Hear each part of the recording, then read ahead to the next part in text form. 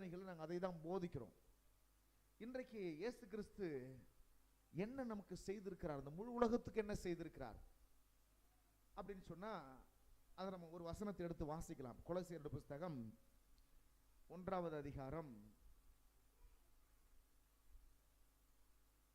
13வது 12வது 13வது வசனங்களை வாசிக்கலாம். கொலோசியர் புஸ்தகம் 1வது அதிகாரம் 12வது 13வது வசனங்களை நாம் வாசிக்கலாம். இந்த ரெண்டு வசனம் என்ன சொல்லுது அப்படின்னா, ஒளியில் உள்ள பரிசுத்த வான்களுடைய சுதந்திரத்தில் நீங்கள் பங்கடைவதற்கு நம்மை தகுதியுள்ளவர் ஆக்கினவரும், தகுதியுள்ளவர்கள் ஆக்கினவரும், எல்லாம் சொல்லுங்க, தகுதியுள்ளவர்களாய் ஆக்கியிருக்கிறார்.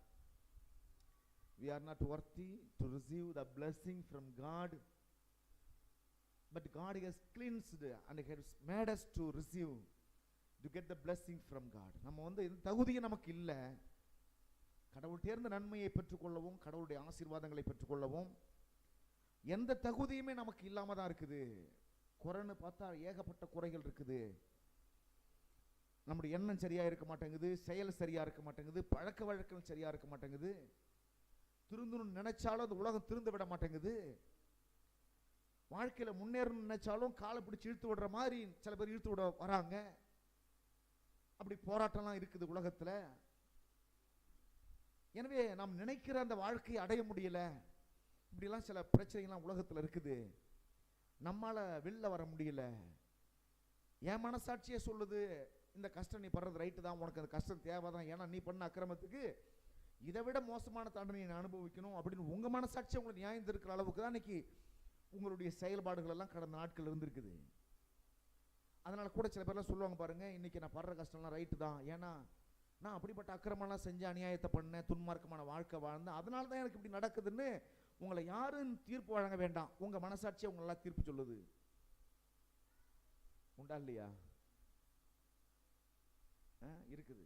ஆனா தகுதி இல்லாத உங்களை, தகுதி இல்லாத நம்மளை ஆண்டவர் தகுதிப்படுத்தி இருக்கிறார். இயேசு கிறிஸ்து பூமியில வந்து என்ன செய்தார் அப்படின்னா, தகுதி இல்லாதவர்களை தகுதிப்படுத்தினார். தகுதிப்படுத்தி அவங்க நினைச்சு பார்க்க முடியாத ஆசீர்வாதங்களை, விடுதலைய, நல்ல வாழ்க்கைய, நல்ல எதிர்காலத்தை அந்த மனிதர்களுக்கு கர்த்தர் கொடுத்தார். முதல்ல தகுதி இல்லாத மனுஷனை சூஸ் பண்றார். பைபிள்ல நீங்க படிச்சு பார்த்தீங்கன்னா யாரெல்லாம் தெரிவு செய்தார்னு பாருங்க.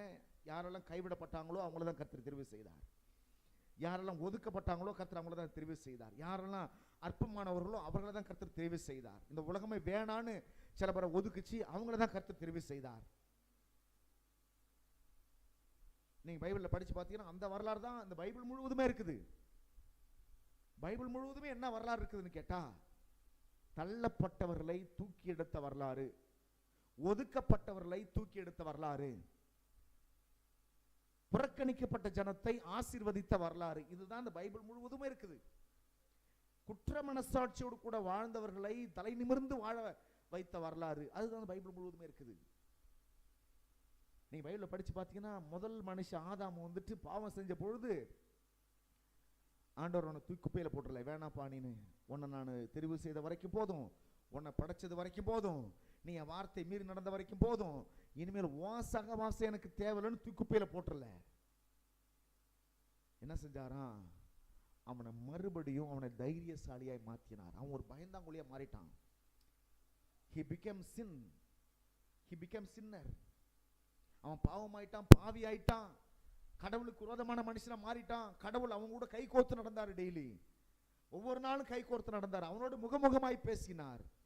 ஆனா பாவம் செய்த பொழுது அவனுக்குள்ளே குற்ற மனசாட்சி வந்து, பயம் வந்து, இனிமேல்லாம் கடவுளை சந்திக்க எனக்கு தகுதி கிடையாது, அவரோடு பேச எனக்கு தகுதி கிடையாது, ஒருவேளை நான் அவரை பார்த்தேன்னா அவர் என்னை கொன்னுடுவாரு, என்னை அழிச்சிடுவாரு, ஏன்னா நான் பாவம் செஞ்சுட்டேன், நான் கடவுள் செய்யக்கூடாதுன்ற காரியத்தை நான் செஞ்சுட்டேன், எனவே நான் ஒளிந்து கொள்றதா எனக்கு சரின்னு ஓடி போயிட்டு ஒளிஞ்சுக்கிட்டு கிடக்குறான். ஆனா இந்த தேவன்கிட்ட ஒரு வித்தியாசமான அனுபவம் நடக்குது. இது வரைக்கும் சாத்தான் பார்க்காத ஒரு காரியத்தை கடவுள்கிட்ட பார்க்கறான். என்ன தெரியுமா? சாத்தான் சொல்றமே அவன் யாருன்னு கேட்டா, ஒரு காலத்துல தேவதூதனாய் இருந்தவன்.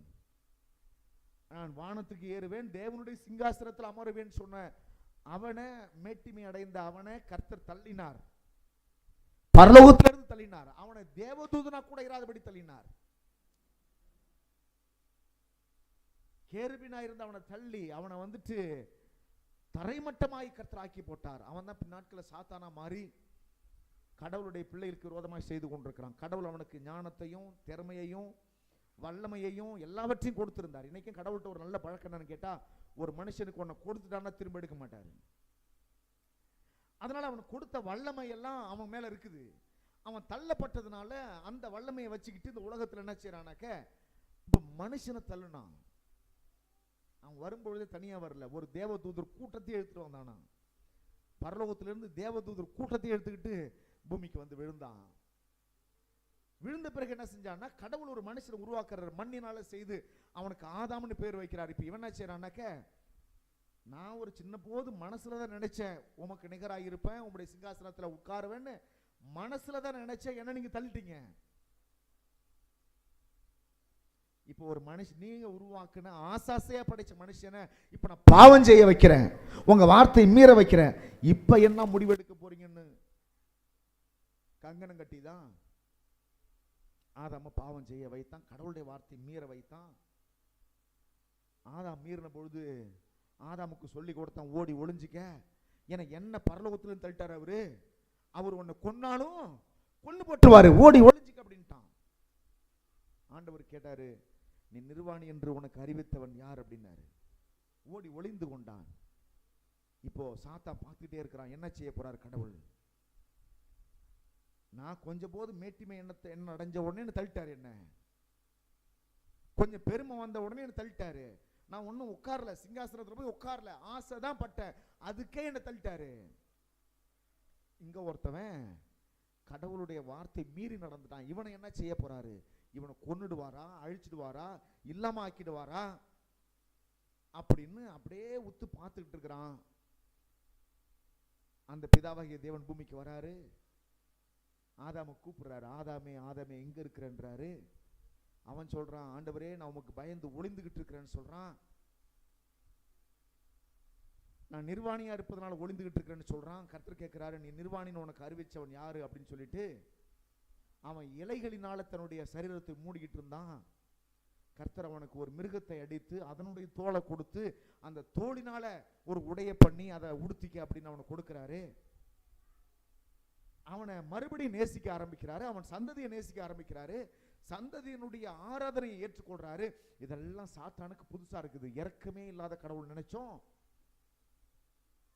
ரொம்ப நீதியுள்ள நியாயாதிபதி, அப்படி அடிச்சு கொண்டுடுவார் நினைச்சோம். ஆனா இங்க இரக்கம் காட்டுறாரு, அன்பு காட்டுறாரு, மனுஷன் மேல மாத்திரம் தயவு காட்டுறாரு. இது என்ன புதுசா இருக்குது அப்படின்னு அவன் பார்த்துக்கிட்டே இருக்கும் பொழுது, இந்த உலகத்துல தகுதி இல்லைன்னு நினைச்ச அந்த ஆதாமுடைய சந்ததிய கர்த்தர் தகுதிப்படுத்துவதற்கு தான் தம்முடைய குமாரனாக இயேசுவை பூமிக்கு அனுப்பினார். ஆமென்.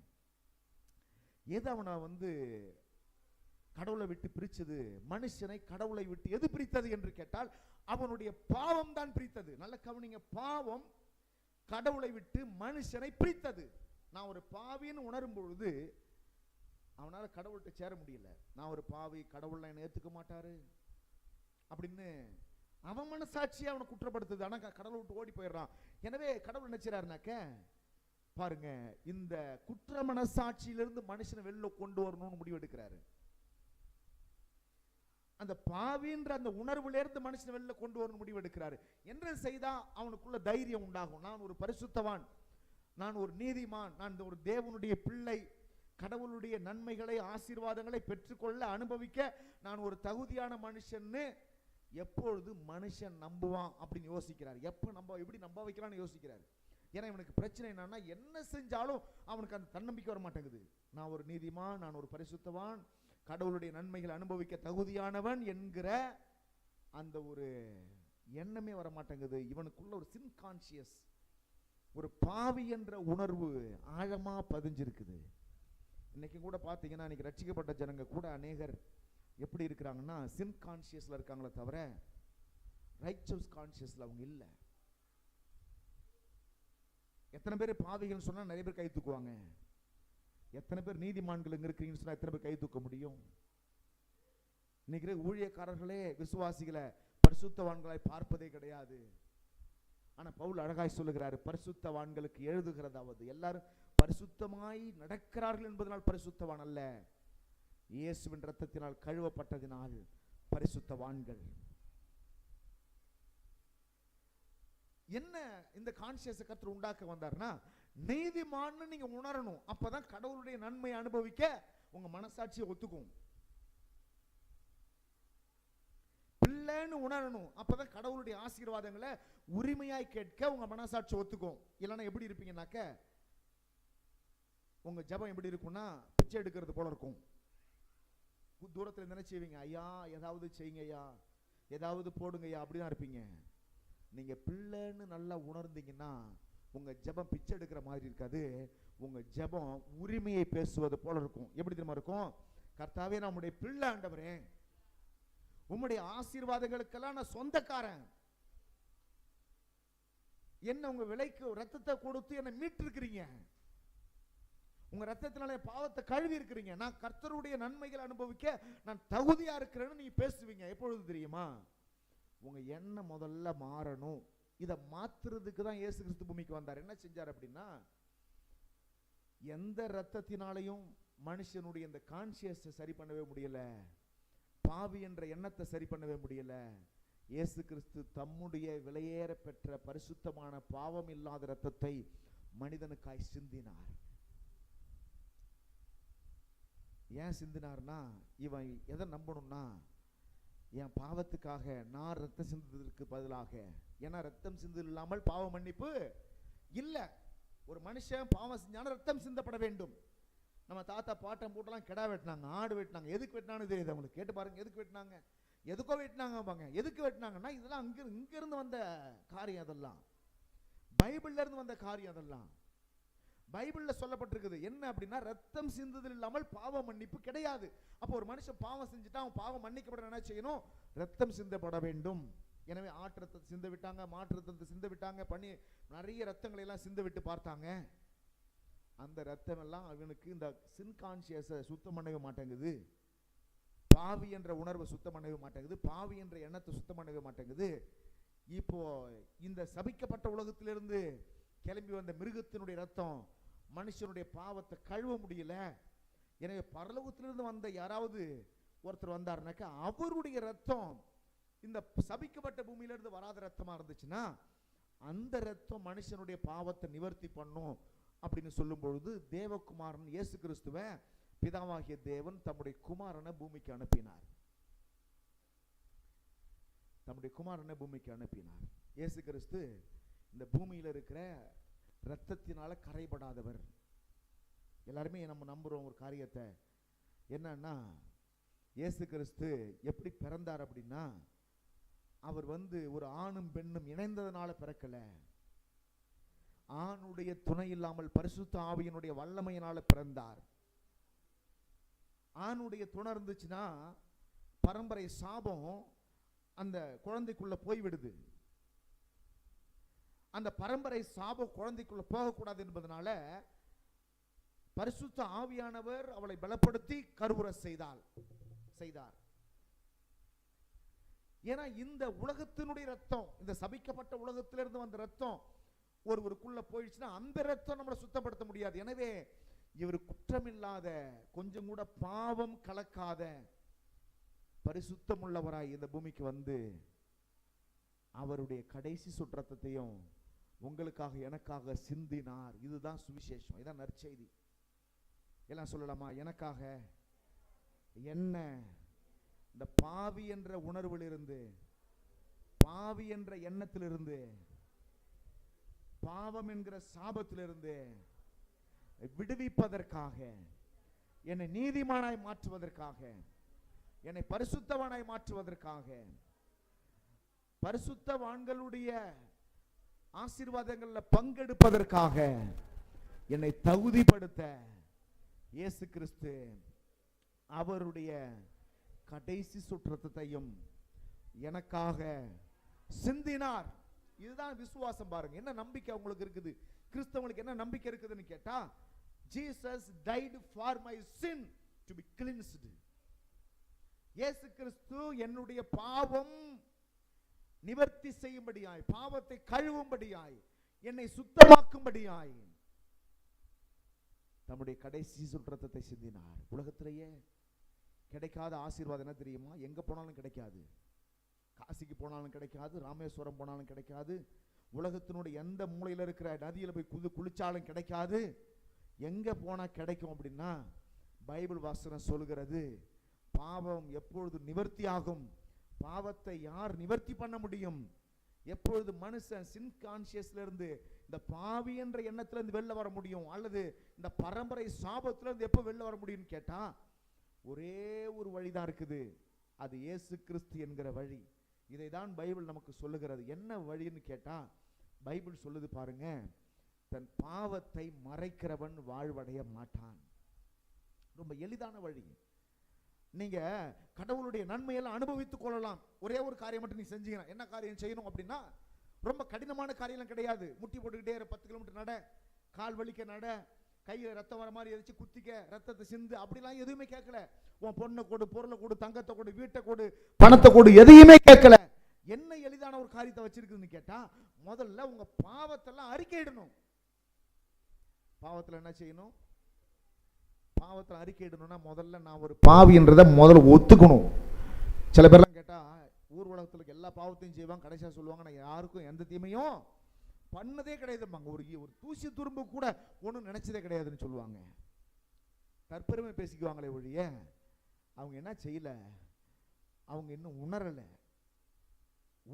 முதல்ல ஒரு மனுஷன் பாவத்தை அறிக்கை பண்ணணும்னா முதல்ல என்னுடைய பாவத்தை நான் அறிந்திருக்கணும். என்னெல்லாம் பாவம் செஞ்சேன் சின்ன வயசுல இருந்து நான் செஞ்ச பாவம், அல்லது நான் பாவமே செய்யல, பரவாயில்ல நீ பாவம் செய்யலனா கூட நீ பாவிதான். எதனாலன்னு கேட்டீங்கன்னா, உங்களுடைய மூதாதையர் ஆதாம் பாவம் செய்ததுனால, அவன் சந்ததியா நீ இருப்பதனால அவன் பாவி, அவன் பெற்ற நீயும் பிள்ளை நீயும் பாவி. கடங்காரன் பெற்ற பிள்ளை என்னவா இருக்குது? கடங்காரனா இருக்குது. துன்மார்க்கம் பெற்ற பிள்ளை துன்மார்க்கனா இருக்குது. அப்படியே அந்த ஜீன்கள், அந்த சாபம் அப்படியே பரவிக்கிட்டே வருது. இப்ப இந்த பாவத்துல இருந்து விடுதலை பெறணும்னா முதல்ல என்ன செய்யணும்னா, ஆண்டவரே நான் செஞ்ச பாவம், என் தாத்தா பாட்டம் பூட்டம் செஞ்ச பாவம் எல்லாவற்றையும் நீங்க மன்னிங்கன்னு முதல்ல அறிக்கையிடணும். பாவத்தை கடவுள்கிட்ட சொல்லணும். சொல்லிட்டு அப்புறம் என்ன செய்யணும்னு கேட்டா, ரெண்டாவது காரியம் அந்த பாவத்தை விட்டு விடணும்னு வசனம் சொல்லுது. முதல்ல பாவத்தை அறிக்கையிடணும், பிறகு என்ன செய்யணும்? பாவத்தை விட்டுவிட வேண்டும். இங்க என்ன அற்புதத்தை ஆண்டவர் செய்கிறார்னு கேட்டா, முடவர் நடக்கிறார்கள், செவிடர் கேட்கிறார்கள், குருடர் பார்வையிடுகிறார்கள், மரித்தோர் உயிரோடு கூட எழுந்திருக்கிறார்கள், வியாதியஸ்தர் நோய்கள் எல்லாம் நீக்கப்படுகிறது. இதெல்லாம் உண்மைதான். ஆனா இது எல்லாத்தை விட பெரிய அற்புதம் என்ன நடக்குதுன்னு கேட்டா, நம்முடைய பாவம் நீக்கப்படுகிறது. ஆமென். பாவம் மன்னிக்கப்படுகிறது. எல்லாம் கவனிக்கிறீங்களா? சுகத்தை கூட ஒரு டாக்டர்கிட்ட போன வாங்கிட்டு வரலாம். ஜுரம் அடிக்குதா, நாங்கள் ஜெபம் பண்ணாலும் சரியாகுது. டாக்டர்கிட்ட போய் ஒரு 50 ரூபா 100 ரூபா கொடுத்தீங்கனாலும் ஊசியை போட்டு சரி பண்ணி அனுப்புவார். கால் வழியா நாங்கள் ஜெபம் பண்ணாலும் ஆண்டவர் சுகம் தருவார். ஆஸ்பத்திரி போனால் மாத்திரை மருந்து போட்டாலும் சரியாகும். ஆனா பாவத்தை நீக்கக்கூடிய மருந்து மாத்திரை உலகத்திலே கிடையாது. எல்லாம் சொல்லுங்க, பாவத்தை நீக்கக்கூடிய மருந்து மாத்திரை உலகத்திலேயே எங்க இருக்குது? அது இங்க மட்டும்தான் இருக்குது. அதுக்கு என்ன வழிமுறை? பாவத்தை அறிக்கையிட்டு தன் பாவத்தை விட்டு விடுகிறவன் எவனோ அவனுக்கு இரக்கம் கிடைக்கும். அவனுக்கு என்ன கிடைக்கும் சொல்லுங்க? கடவுளுடைய அவனுடைய இறக்கப்பட்டு, சரி இப்போ உன் பாவத்தில் மன்னிக்கிறேன், இனிமேல் புது வாழ்க்கை வாழு, இனிமேல் நான் உன்னை ஆசீர்வதிக்கிறேன், உன் பாவத்தில் மன்னிக்கிறேன் அப்படின்னு ஒரு புது வாழ்க்கையை அவனுக்கு கர்த்தர் கொடுக்கிறார். ஒரு புது வாழ்க்கையை கர்த்தர் அவனுக்கு கொடுக்கிறார். இதுதான் இங்க நடக்குது பாருங்க. இங்க என்ன செய்யறார் ஆண்டவர் அப்படின்னா, நல்ல கவனிங்க. இப்ப சரீர சுகத்தை விட எந்த சுகம் மிக முக்கியமானது அப்படின்னு கேட்டீங்கன்னா, முதல்ல ஆத்தும சுகம். எல்லாம் கவனிங்க. மனுஷன் 3 நிலையா இருக்கிறான்: ஆவி, ஆத்துமா, சரீரம். எல்லாம் சொல்லுங்க, ஆவி, ஆத்துமா, சரீரம். ஆவி மனுஷன், ஆத்துமா மனுஷன், சரீர மனுஷன். இப்ப அநேகர் எந்த வியாதிக்கு அதிகமாய் வைத்தியம் பார்க்கறாங்கன்னா, இந்த சரீர வியாதிக்கு தான் நிறைய வைத்தியம் பார்த்துட்டு இருக்காங்க. இந்த சரீர வியாதிக்கு பின்னாடி என்ன இருக்குன்னு கேட்டா, ஆத்மா வியாதி இருக்குது. மனதுல வியாதி வந்ததுனால தான் சரீரத்துல வியாதி வந்திருக்குது. மன வியாதி மாறலன்னா சரீர வியாதி மாறாது. மனவியாதிக்கு நீங்க வைத்தியம் பார்க்கலன்னா சரீர வியாதிக்கு வைத்தியம் பார்த்தும் பிரயோஜனமே கிடையாது. எத்தனை பேருக்கு சொல்ற விஷயம் புரியுதா உங்களுக்கு?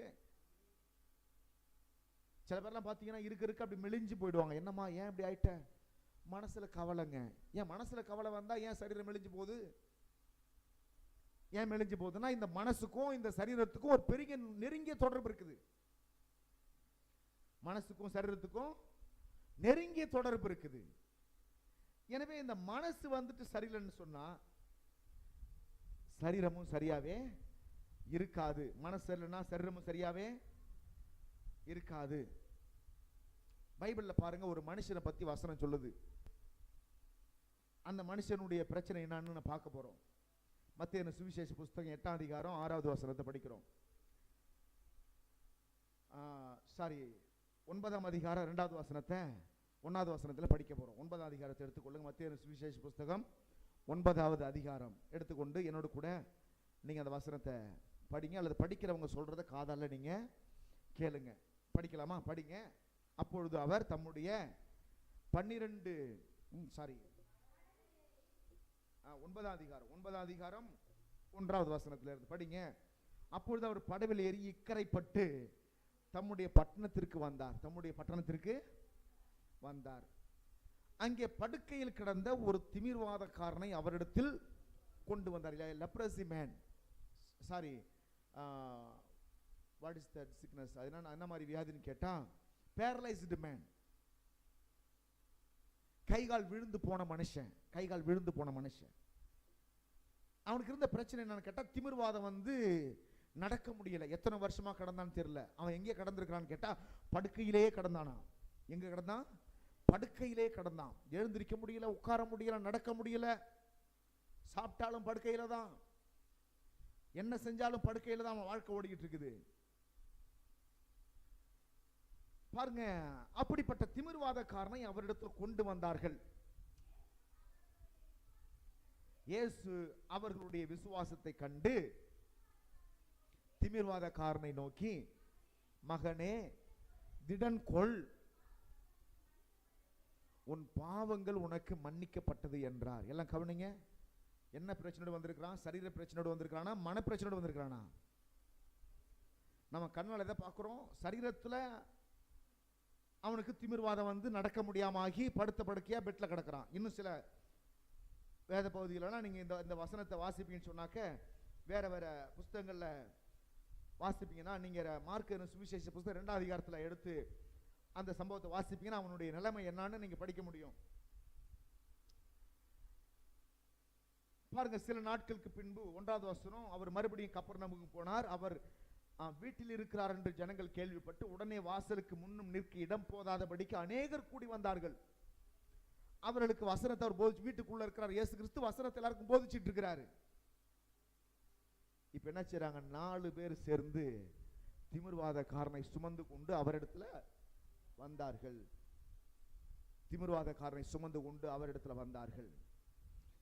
ஜனக்கூட்டத்து நிமித்தம் அவருக்கு சமீபமாய் சேரக்கூடாமல் அவர் இருந்த வீட்டின் மேற்கூரையை பிரித்து திறப்பாக்கி திமிர்வாதன் கிடக்கிற படுக்கையை இறக்கினார்கள். எல்லாம் கவனிங்க. படுக்கை இது வரைக்கும் மாறல, வீட்டிலேயே படுக்கையில கிடந்தான். இப்ப 4 பேர் முடிவெடுக்கிறாங்க, இவன் வாழ்க்கையில மாற்றமே இல்லை, இவன் சரீரத்தில் ஏகப்பட்ட வியாதி இருக்குது போல் இருக்குது, எல்லா டாக்டரையும் பார்த்து சரியாகல, இவனை எப்படியாவது ஏசப்பாட்ட கொண்டு போனா அவர் எப்படியாவது சுகமாக்கிடுவார்னு சொல்லி அவனை தூக்கிட்டு 4 பேர் வராங்க.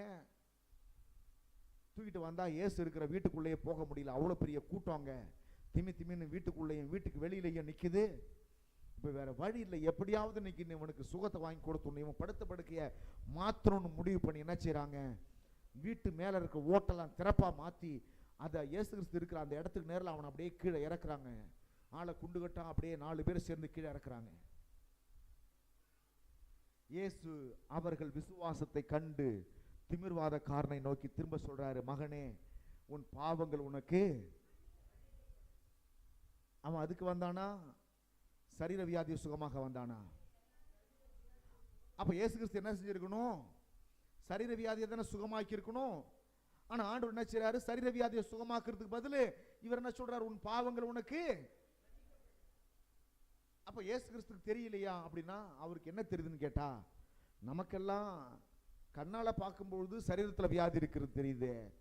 இயேசு கிறிஸ்துவுக்கு இந்த வியாதிக்கு காரணம் என்னன்னு தெரியுது. இந்த வியாதி வருவதற்கு மூல காரணம் என்ன, ஆணிவேர் என்னன்னு தெரியுது. ஆணிவேர் என்னன்னா இவன் செய்த பாவம் தான் இந்த வியாதிக்கு காரணம்னு தெரியுது. இப்போ மேற்பூச்சா ஒரு வைத்தியம் பார்த்து வியாதியை சுகமாக்கி அனுப்புறதுக்கு பதிலா ஆண்டவர் என்ன செய்றாரு, ஆத்துமாவில் இருக்கிற அந்த பாவத்தை நீக்கிறார் ஆண்டவர். எத்தனை பேருக்கு புரியுது? சரீர வியாதியை சுகமாக்க வந்தவனுக்கு இப்போ ஆத்துமாவில் கர்த்தர் சுகம் கொடுக்கிறாரு. ஏன் ஆத்துமாவில் சுகம் கொடுக்கிறாருன்னா, ஆத்துமாவில் சுகம் வந்தாதான் சரீரம் சுகமாகும். எல்லாம் சொல்லுங்க, ஆத்துமாவில் சுகம் வந்தாதான் சரீரத்தில். ஆண்டவர் இயேசு கிறிஸ்து ரெண்டுக்கும் தேவையான வைத்தியர். ஆத்தும சுகத்தையும் கொடுக்கிறவர், சரீர சுகத்தையும் கொடுக்கிறவர். வாயை திறந்து சொல்லுங்க, ஆத்தும சுகத்தையும் கொடுக்கிறவர், சரீர சுகத்தையும் கொடுக்கிறவர். ஆமீன் சொல்லலாமா? இப்போ இந்த ஆண்டவர் பார்க்கிறாரு, இப்போ இவனுக்கு எங்க சரி பண்றது, எங்க ட்ரீட்மெண்ட் ஆரம்பிக்கிறது, எங்க இருந்து ட்ரீட்மெண்ட் ஆரம்பிக்கிறது. ஒரு ஆள் ஆக்சிடென்ட் ஆயிட்டாரு, கை கால் தலை எல்லாம் உடைஞ்சு கிடக்குது, உயிர் மட்டும் ஊசலாட்டிக்கிட்டு இருக்குது. நேரா நீங்க எமர்ஜென்சி வார்டுக்கு அப்படியே ஆம்புலன்ஸ்ல கொண்டு போறீங்க. இப்ப டாக்டருக்குலாம் தெரியும் எங்க இருந்து ட்ரீட்மெண்ட் ஆரம்பிக்கணும்னு டாக்டருக்கு தெரியும். உங்களை எத்தனை பேருக்கு தெரியும்? இப்ப நீங்க சொல்லுங்க பாப்போம், எங்க இருந்து ட்ரீட்மெண்ட் ஆரம்பிப்பார் நினைக்கிறீங்க? எங்க இருந்து ஆரம்பிப்பார் நினைக்கிறீங்க? உங்களுக்கு தெரியல தானே? முதல்ல என்ன செய்வாங்கன்னா, ஆக்சிடென்ட் ஆச்சே, எங்கெல்லாம் ரத்தம் வடியுது அதெல்லாம் முதல்ல ஸ்டாப் பண்ணுவாங்க. ஏன்னா ரத்தம்லாம் போயிடுச்சுன்னா ரொம்ப ஆபத்து. ரத்தம் வடிகிற இடத்த பூரா ஸ்டாப் பண்ணிட்டு தற்காலிகமாக ஒரு கட்டை அங்கங்க போட்டுட்டு அடுத்தது எங்க ட்ரீட்மெண்ட் போவாங்கன்னா, முதல்ல மூளைக்கு போவாங்க. மூளை நல்லா இருக்குதா, அடிப்பட்டு ஏதாவது கலங்கிடுச்சா ஸ்கேன் பண்ணி பார்ப்பாங்க. சில பேருக்குலாம் பார்த்தீங்கன்னா கை காலம் நல்லா இருக்குது, மூளை மட்டும் செத்து போயிடுது.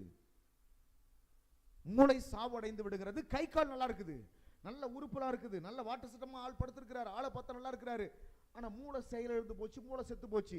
இப்போ என்ன செய்யறது? டாக்டர் பார்க்கிறாரு, கை காலில் பிரச்சனைனா கூட சரி பண்ணிடலாம், மூளையில பிரச்சனையை சரி பண்ண முடியாது. என்ன செய்யறாரு, மூளை இறந்துச்சுன்னா இனிமேல் இந்த மனுஷனை காப்பாத்துறது வேஸ்ட்.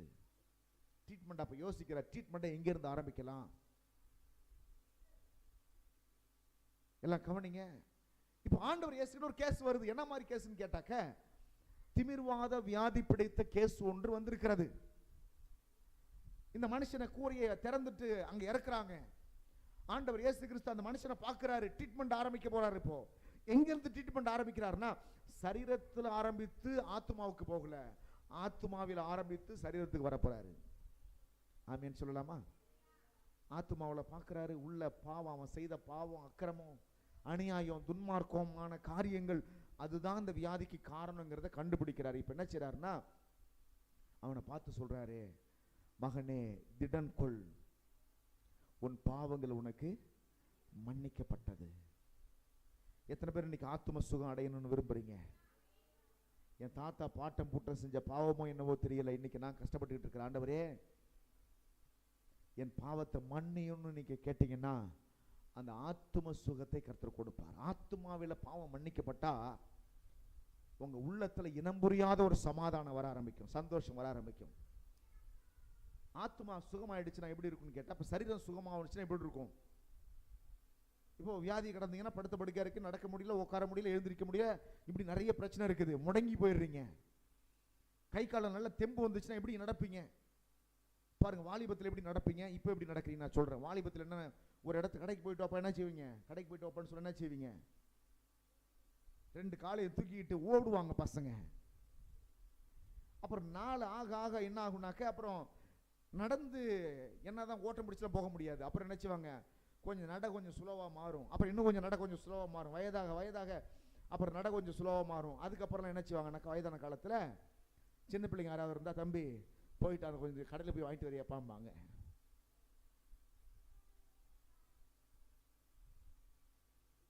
தேவனுடைய பிள்ளைகளே, இப்போ நான் சொல்றேன், இந்த சரீரம் ஒருவேளை இந்த வயதான தாத்தாவுக்கு, நடக்க முடியாத தாத்தாவுக்கு ஒரு பலனை கர்த்தர் கொடுக்கிறாரு. திடீர்னு முடியெல்லாம் கருப்பா மாறுது, திடீர்னு சுருக்கம் எல்லாம் மாறுது, கை கால்லாம் அப்படியே பலன் அடையுது.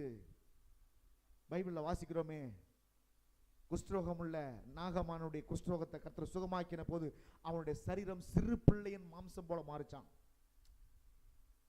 எப்படி ஆச்சு அவன் சரீரம்? குஷ்டரோகி வியாதி, அவன் ஒரு பெரிய படை தளபதி, இஸ்ரவேல் தேசத்துக்கு வரான். வந்துட்டு இது சுகமாகணும்னு எலிசா கிட்ட ஜெபம் பண்றான். எலிசா சொல்றாரு, போய் யோர்தான்ல 7 தடவை மூழ்கி எழுந்திருன்றார். அவன் மூழ்கி எழுந்திருக்கிறான்.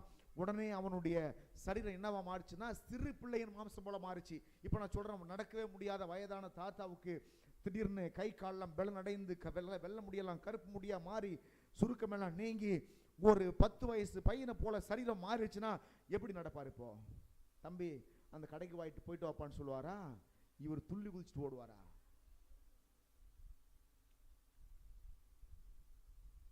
இதே போலதான் ஆத்துமாவுல சுகம் வந்தா நீங்க துள்ளி குதிச்சு ஓடுவீங்க. ஆத்துமாவுல இருக்கிற பாவம் என்ற அந்த விஷம் அழிக்கப்பட்டால், பாவம் என்ற அந்த சாபம் உங்க வாழ்க்கை விட்டு போயிடுச்சுன்னா எப்படி இருக்கும் கேட்டா, உங்க ஆத்துமா ஃப்ரீ ஆயிடும். அதுக்கப்புறம் இனம் புரியாத சந்தோஷம் உள்ளத்துல வரும், இனம் புரியாத சமாதானம் உள்ளத்துல வரும். வீட்டை சுத்திலும் 1000 பிரச்சனை கிடக்கும், ஆனா உள்ளத்துல மட்டும் சமாதானம் நல்லா இருக்கும். மனசு ரொம்ப சந்தோஷமா இருக்கும், மனசு ரொம்ப ஹாப்பியா இருக்கும். எதை நினைச்சு கவலைப்படாது, எந்த சூழ்நிலையை பார்த்து கவலைப்படாது, எதிர்காலத்தை நினைச்சு கவலைப்படாது. கர்த்தருக்குள்ள அப்படியே சந்தோஷம், மகிழ்ச்சி, ஆனந்தம் எல்லாம் அப்படியே இருக்கும். எப்பொழுது தெரியுமா? அந்த பாவம் மன்னிக்கப்பட்டாதான் உள்ளத்துல அந்த சமாதானம் வரும். இல்லைனாக்க என்னதான் வீடு நிறைய பொருள் இருந்தாலும் சொத்து சுகம் இருந்தாலும் உள்ள மட்டும் எப்பொழுதுமே கலக்கமும் கவலையும் திகிலும் பயமும் குழப்பமும் அதைரியமும் அவநம்பிக்கையும் உள்ளத்துல அப்படியே மனசுல நோகடிச்சுக்கிட்டே இருக்கும். அவனை சந்தோஷமா இருக்கவே விடாது.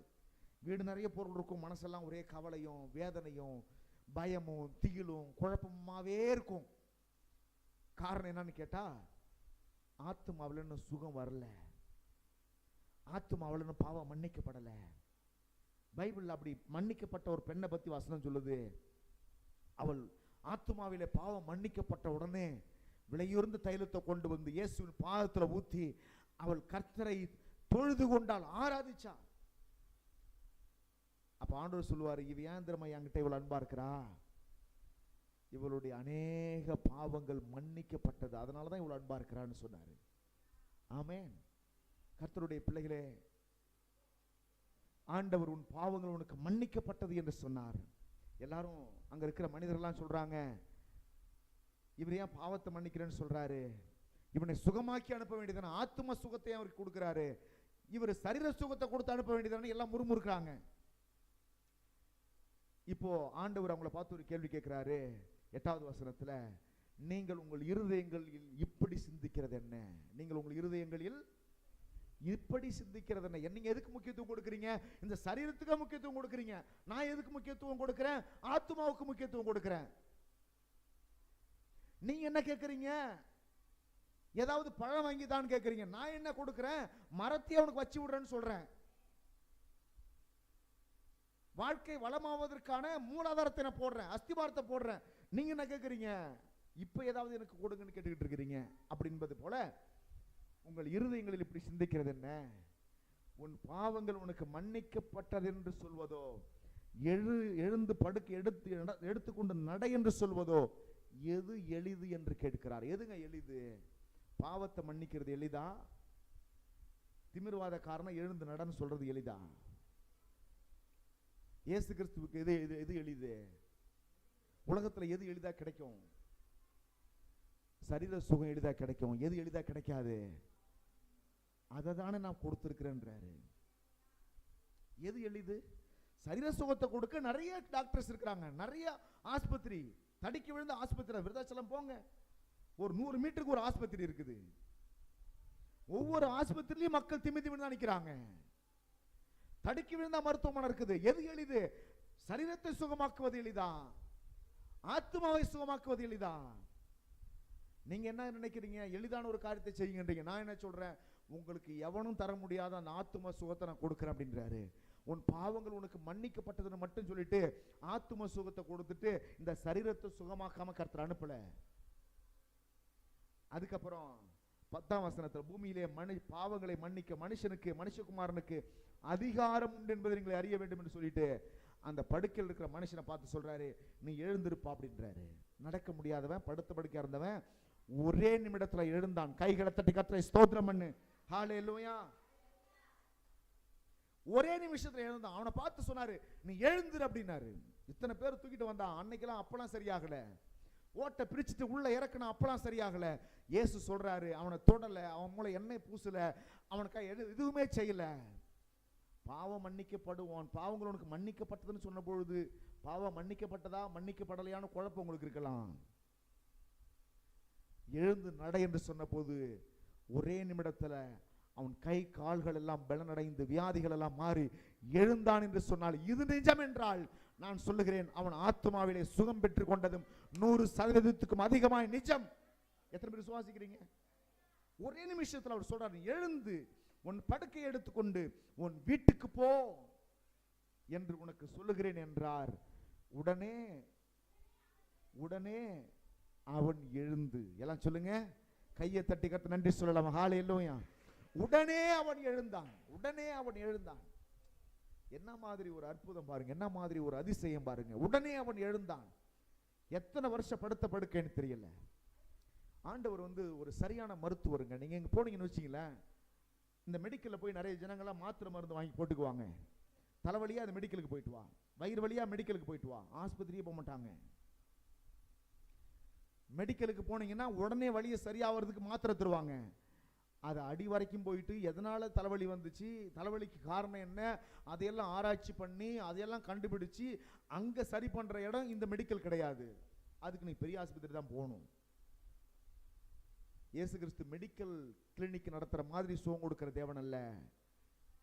அலசி ஆராய்ந்து அடி வரைக்கும் இருக்கிற எல்லா விஷத்தையும் எடுத்துட்டு, பாவ சாபம் என்கிற விஷயத்தெல்லாம் எடுத்துட்டு ஒரு மனுஷனை ஆத்துமாவில் சுகமாக்கி சரீரத்தில் சுகத்தை கொடுக்கிற தேவன். ஆமென். ஆத்துமாவில் சுகமாக்கி சரீரத்தில் சுகத்தை கொடுக்கிற தேவன். ஆண்டவருடைய வசனம் சொல்லுகிறது, உன் ஆத்துமா வாழ்கிறது போல நீ எல்லாவற்றிலும் வாழ்ந்து சுகமாயிருக்கும்படி உனக்காக வேண்டுகிறேன். எதுக்காக வேண்டுறாரு? ஆத்துமாவில் சுகம், சரீரத்தில் சுகம். எல்லாம் சொல்லுங்க, ஆத்துமாவில் சுகம், சரீரத்தில் சுகம். ஆத்துமாவில் சுகம் வராம சரீரத்தில் மட்டும் சுகம் கொடுத்தா அந்த சுகம் தற்காலிகமானது, அது நிரந்தரமானது அல்ல.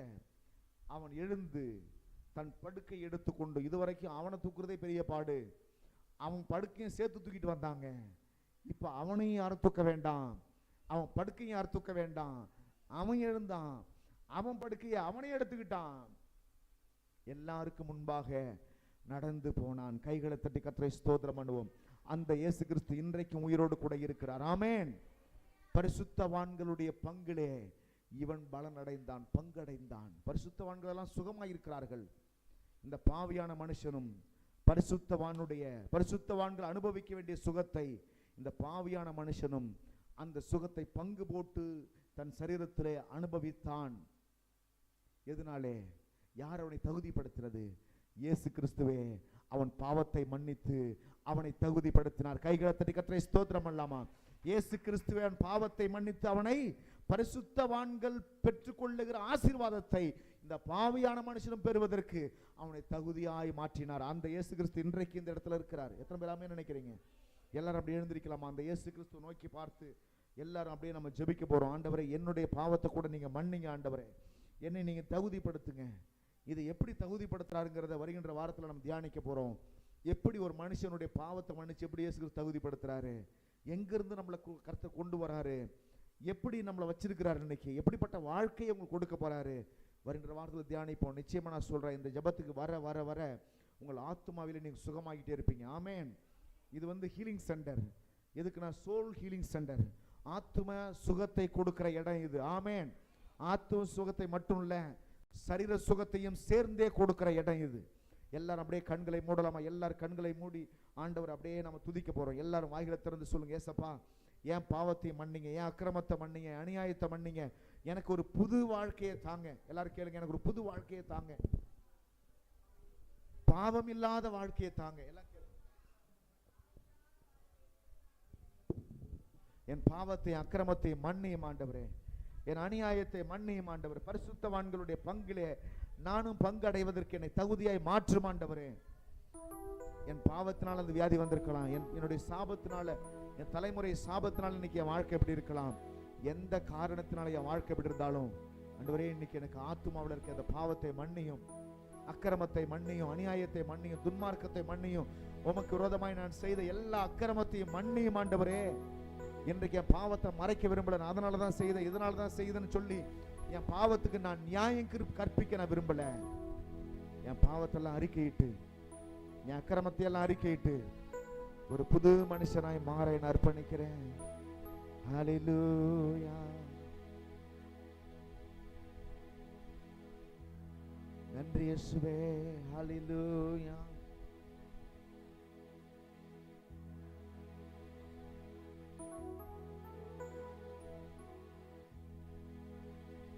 ஆவியானவரே நன்றி. இயேசுவே உமக்கு நன்றி. ஹல்லேலூயா, ஹல்லேலூயா, ஹல்லேலூயா.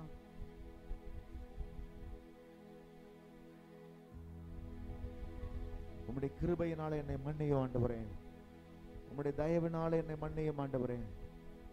என் அக்கிரமம் நீங்க என்னை சுத்திகரியும் ஆண்டவரே, என் அநியாயம் நீங்க என்னை சுத்திகரியும் ஆண்டவரே.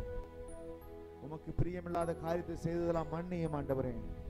ஆத்தும சுகத்தை எனக்கு தாங்க ஆண்டவரே, சரீர சுகத்தை எனக்கு தாங்க ஆண்டவரே.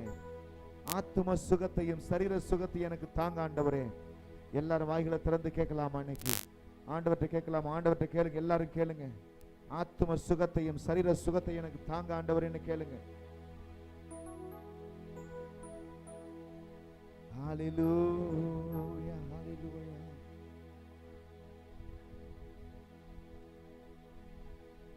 நன்றி அப்பா, நன்றி அப்பா, நன்றி அப்பா. நன்றி இயேசு ராஜா, நன்றி இயேசு ராஜா, நன்றி ஆவியானவரே, நன்றி அப்பா.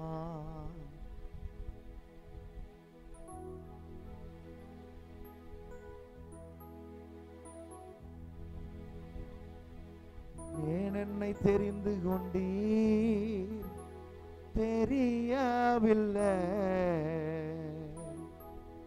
ஏன் என்னை உயர்த்தினீர் புரியவில்லை, ஏன் என்னை தெரிந்து கொண்டீர் தெரியவில்லை, ஏன் என்னை உயர்த்தினீர் புரியவில்லை.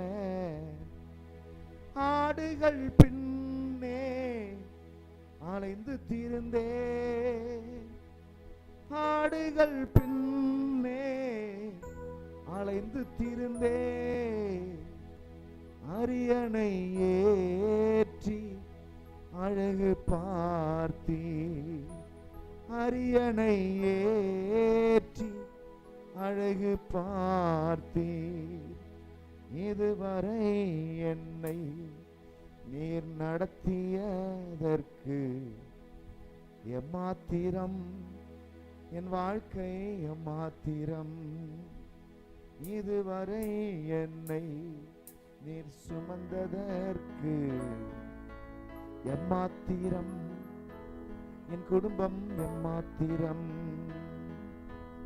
இதுவரை என்னை நீர் நடத்தியதற்கு எம்மாத்திரம், என் வாழ்க்கை எம்மாத்திரம், இதுவரை என்னை நீர் சுமந்ததற்கு எம்மாத்திரம், குடும்பம் எம்மாத்திரம். ஏன் என்னை தெரிந்து கொண்டீர் தெரியவில்லை, ஏன் என்னை உயர்த்தினீர் புரியவில்லை, ஏன் என்னை தெரிந்து கொண்டீர் தெரியவில்லை, ஏன் என்னை உயர்த்தினீர் புரியவில்லை. ஆடுகள் பின்னே அலைந்து திரிந்தேன், ஆடுகள் பின்னே அலைந்து திரிந்தேன், அரியணை ஏற்றும் திட்டம் தந்தீ, அரியணை ஏற்றி அழகு பார்த்தீ, இதுவரை என்னை நீர் நடத்தியதற்கு எம்மாத்திரம் என் வாழ்க்கை எம்மாத்திரம், இதுவரை என்னை நீர் சுமந்ததற்கு எம்மாத்திரம், என் குடும்பம் எம்மாத்திரம். என் திட்டம் ஆசைகள் சிறியதென உம் திட்டம் கண்டவுடன் புரிந்து கொண்டே. என் திட்டம் ஆசைகள் சிறியதென உம் திட்டம் கண்டவுடன் புரிந்து கொண்டே. தற்கால தேவைக்காய் உம்மை நோக்கி பார்த்தேன், தற்கால தேவைக்காய் உம்மை நோக்கி பார்த்தேன், தற்கால தேவைக்காய் உம்மை நோக்கி பார்த்தேன். தலைமுறை தாங்கும் திட்டம் தந்தேன், தலைமுறை தாங்கும் திட்டம் தந்தீர். இதுவரை என்னை நீர் நடத்தியதற்கு எம்மாத்திரம், வாழ்க்கை எம்மாத்திரம். இதுவரை என்னை நீர் சுமந்ததற்கு எம்மாத்திரம், என் குடும்பம் எம்மாத்திரம். நான் கண்ட மேன்மைகள் எல்லாம் உம் கரத்தின் ஈவு, நான் பார்க்கும் உயர்வுகள் எல்லாம் நீர் ஏந்தும் தயவு. நான் கண்ட மேன்மைகள் எல்லாம் உம் கரத்தின் ஈவு, நான் பார்க்கும் உயர்வுகள் எல்லாம் நீர் ஏந்தும் தயவு. இதுவரை என்னை நீர் நடத்தியதற்கு எம்மாத்திரம், என் வாழ்க்கை எம்மாத்திரம். இதுவரை என்னை நீர் சுமந்ததற்கு, எல்லாரும் சேர்ந்து சொல்லலாமா? ஓ எம்மாத்திரம், என் குடும்பம்.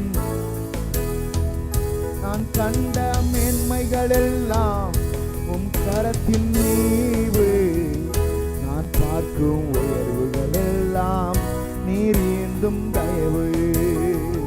நான் கண்ட மேன்மைகள் எல்லாம் உம் கரத்தின் ஈவு, நான் பார்க்கும் உயர்வுகள் எல்லாம் நீர் ஏந்தும் தயவு. இதுவரை என்னை நீர் நடத்தியதற்கு எம்மாத்திரம், வாழ்க்கை எம்மாத்திரம்.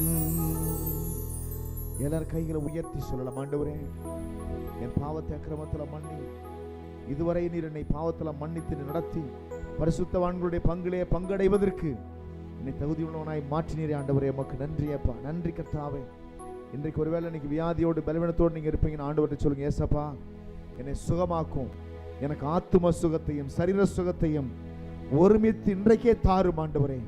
என் பாவத்தையும் மன்னியும், எனக்கு சரீர சுகத்தையும் தாரும் என்று இரண்டிற்காகவும் தேவ பிள்ளைங்க ஜெபம் பண்ணலாம். ஆண்டவரே எனக்கு ரெண்டையும் தாரு கர்த்தாவே. என்னுடைய ஆத்தும சுகத்தை எனக்கு தாங்க, எனக்கான சரீர சுகத்தை எனக்கு தாங்க ஆண்டவரே. என்னை சுகமாக்கும், என்னை பலப்படுத்தும். இயேசு கிறிஸ்துவின் நாமத்தினால் ஜெபிக்கிறோம் ஜீவனுள்ள நல்ல பிதாவே, ஆமென், ஆமென், ஆமென்.